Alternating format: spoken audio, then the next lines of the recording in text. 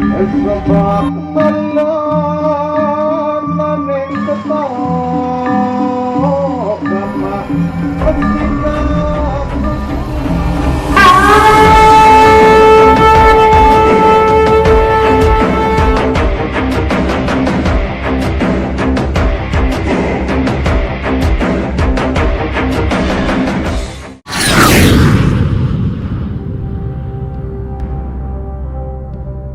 Lombok, penaklukan, penjajahan, dan keterbelakangan 1870-1940 Dr. Alphonse van der Kraan.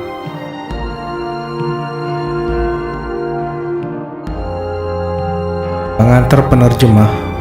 Sejarah masa lalu adalah sebuah takdir. Tidak seorang pun yang dapat menolaknya, apakah dia berwarna hitam ataukah putih. Tidak ada yang harus disalahkan dan tidak seorang pun yang harus dihakimi karena ia adalah bagian dari masa lalu yang telah terjadi. Membaca sejarah harus disikapi dengan arif, rasional, dan rendah hati. Sejarah mengenai Lombok dan etnis Sasak adalah sejarah sebuah komunitas yang penuh air mata karena derita yang dampaknya mungkin masih terasa sampai kini. Sejarah harus dijadikan sebagai peringatan dan pelajaran untuk tidak terulangnya lagi tragedi kemanusiaan pada siapa saja yang mendiami Pulau Lombok. Apakah ia pendatang atau penduduk aslinya? Sebenarnya rasa tertekan dan kemiskinanlah yang menjadi musuh utama penduduk pulau ini. Pelaku sejarah tentulah para leluhur yang saat itu memiliki cara berpikir yang berbeda dari kita yang hidup pada masa kini. Oleh karena itu, saya percaya membaca sejarah ini akan membuat kita mengetahui kondisi kehidupan nenek moyang kita yang dapat menjadi pelajaran hidup. Anda yang memiliki hubungan keluarga langsung dengan pelaku akan mudah bercerita kepada teman-teman Anda.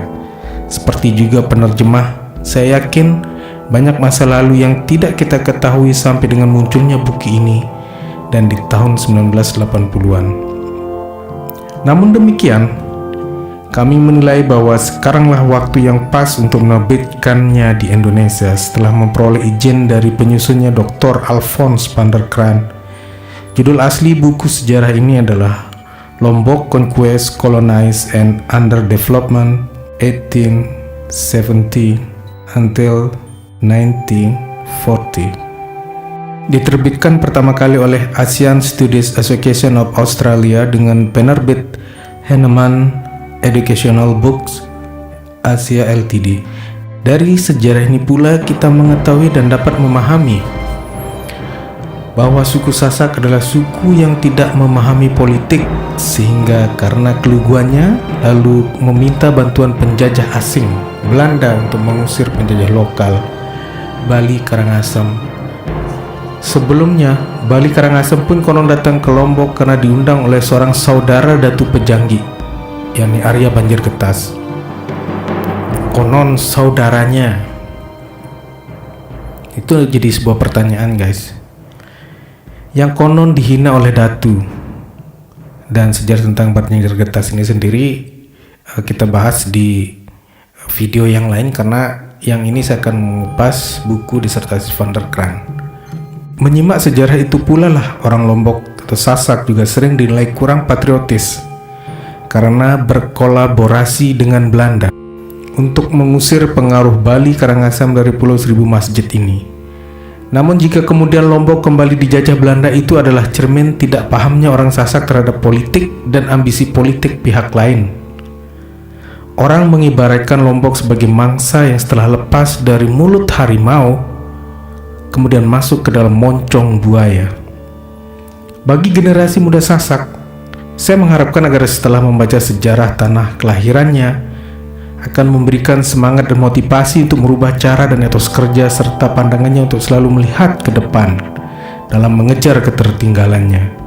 Sebaliknya, saya juga mengharapkan saudara kita keturunan dan anak cucu warga Bali Karangasem yang ada di Lombok untuk tetap memelihara kekerabatan dengan warga Sasak sebagai penduduk asli.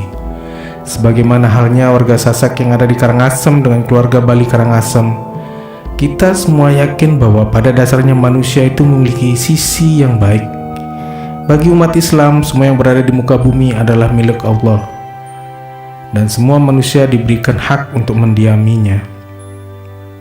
Tidak seorang pun yang berhak untuk mengklaim bahwa mereka lah yang paling berhak atas bumi ciptaan Allah ini, karena ia hanyalah titipan. Dr. Alfons van der Kraan, penulis sejarah ekonomi ini, memandang bahwa yang terjadi dalam sejarah di Lombok adalah perebutan pengaruh antara kelompok-kelompok pemilik lahan. Mereka adalah kaum aristokrat atau ningrat Bali dan Sasak, bukan pertentangan agama dan budaya. Karena pada kenyataannya juga terdapat hubungan kekerabatan antara penguasa Bali yang Hindu dengan masyarakat lokal yang Islam. Jika pembaca membaca buku ini atau mendengar buku ini saya bacakan, sejarah lain yang ditulis oleh penulis lokal Bali seperti buku Kupu-Kupu Kuning yang menyeberangi Selat Lombok, Anda akan mengetahui bahwa salah satu raja di Bali, di Lombok, juga memperistri salah seorang putri Sasak, di mana ia tetap memeluk Islam dan bahkan salah satu cucu raja lebih memilih Islam sebagai agamanya.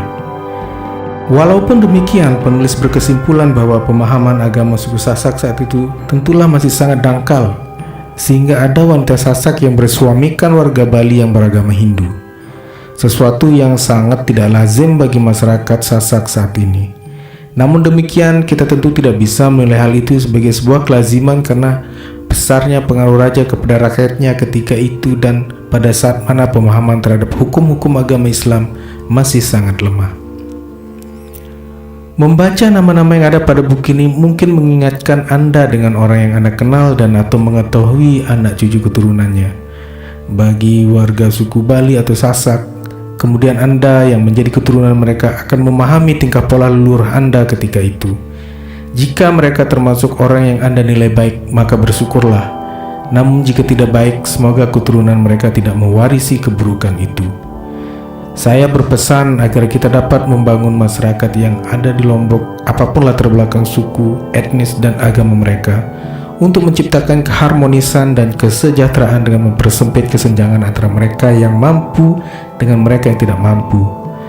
Sungguh, semua kejadian yang tragis di masa lalu banyak disebabkan oleh ketidakadilan dan ketidaksejahteraan. Dan itu semua disebabkan oleh banyaknya manusia beragama yang telah mengingkari ajaran Tuhan. Percayalah, jika ajaran Tuhan tidak lagi digunakan, maka ajaran setanlah yang akan memasuki benak manusia. Semoga kita selalu waspada dengan semua itu. Akhirnya, semoga kita selalu mengambil pelajaran dari kejadian di masa lalu dan memperbaikinya yang belum baik mulai saat ini. Salam penerjemah M. Doni Supandra.